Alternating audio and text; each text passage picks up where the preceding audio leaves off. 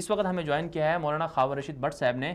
बहुत शुक्रिया खावर रशीद भट्ट साहब। हमारे पास चूंकि वक्त मुख्तसर है, खावर साहब आप क्या समझते हैं? अभी हमें कुछ देर पहले हमारे मेहमानों ने यह कहा कि पंजाब के अंदर जो तालीमी इदारे हैं वहाँ पर कादियानी घुसे हुए हैं, जबकि पंजाब के वज़ीर कानून राना सनाउल्लाह साहब जो है हमारे साथ थे, वो ये कह रहे थे कि हमें जब भी कहीं ऐसी कोई मालूमात मिली तो हम ज़रूर उनके हवाले से काम करेंगे।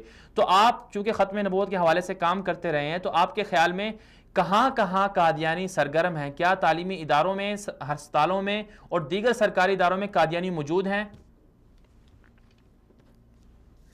अस्सलाम वालेकुम रहमतुल्लाह जी। जी वालेकुम सलाम।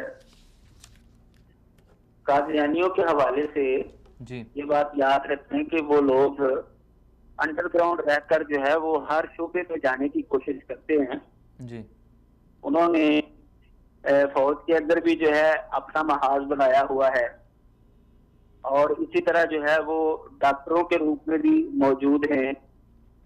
स्कूलों और कॉलेजों के अंदर भी जो है उनका नेटवर्क चलता है।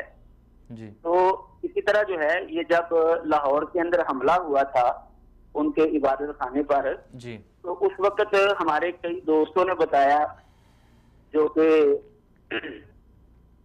मीडिया के साथ चलने वाले थे, उन्होंने बताया कि हमारे साथ रहने वाले हैं, कई सालों से हमारे साथ चलते फिरते हैं, खाते पीते, और उस दिन हमें पता चला कि ये कादियानी है। वो रो रहे थे कि हमारा कोई अजीज है अंदर। वो इस तरह जो है ना वो छुपे हुए होते हैं, स्कूलों कॉलेजों के अंदर भी होते हैं और इस तरह डॉक्टरों के रूप में भी होते हैं। तो ये हर शोबे के अंदर जो है जाने की कोशिश करते हैं। जी तो इनका रास्ता कैसे रोका जाए? इनका रास्ता तो रोकने का बिल्कुल आसान सा तरीका है कि मुसलमान जो है वो जाग जाए। जी मुसलमान जब खत्म नबूवत के हवाले से इल्म हासिल करेंगे, मिर्जा कादियानी की किताबें पढ़ेंगे, उसकी कुफरियात पर नजर रखेंगे और इर्द गिर्द जो उनके पास पाए जाने वाले इस तरह के अनासर हैं उन पर नजर रखेंगे, तो इंशाल्लाह इसका तदारुक हो जाएगा।